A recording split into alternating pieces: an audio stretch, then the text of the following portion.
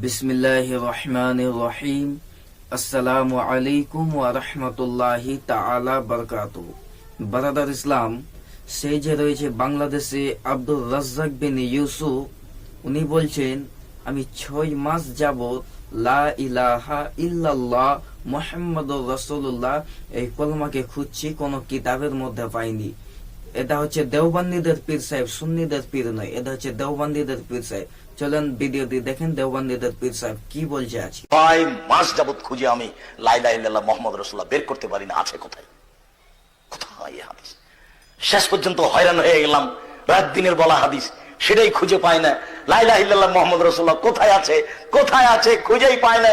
লা ইলাহা ইল্লাল্লাহ পাওয়া যায়, লা ইলাহা ইল্লাল্লাহ ওয়া আন্না মুহাম্মদ রাসূলুল্লাহ পাওয়া যায়, লা ইলাহা ইল্লাল্লাহ আশহাদু আল্লা ইলাহা ইল্লাল্লাহ ওয়া আশহাদু আন্না মুহাম্মদ রাসূলুল্লাহ পাওয়া যায়, কিন্তু লা ইলাহা ইল্লাল্লাহ মুহাম্মদ রাসূলুল্লাহ এটা পাওয়া যায় না, পাওয়াই যায় না।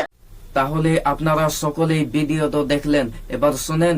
যেই ব্যক্তি বলতে চায় যে আমি 6 মাস যাবত লা ইলাহা ইল্লাল্লাহ মুহাম্মাদুর রাসূলুল্লাহ কলমাটা খুঁজছি, খুঁজে পাইনি, আমি বলি তার ঈমানের দোষ রয়েছে, তার ঈমানের ভুল রয়েছে, তার ঈমানের মধ্যে ঘুণি পোকা ধরেছে।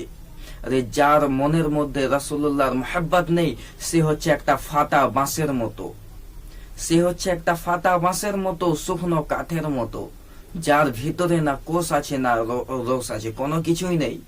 ঠিক সেই রকম আমি জানি যে এই ব্যক্তি খুঁজে পেয়েছে, তবুও জাতির কাছে অস্বীকার করছে, আজকে জাতির সামনে মিথ্যা কথা বলছে। আর যেই ব্যক্তি মিথ্যা কথা বলছে, আল্লাহ পাক পবিত্র কোরআন শরীফের মধ্যে বলছেন লানাতুল্লাহি আলাল কাযিবিন, যারা মিথ্যা কথা বলে তাদের উপরে আল্লাহ লানত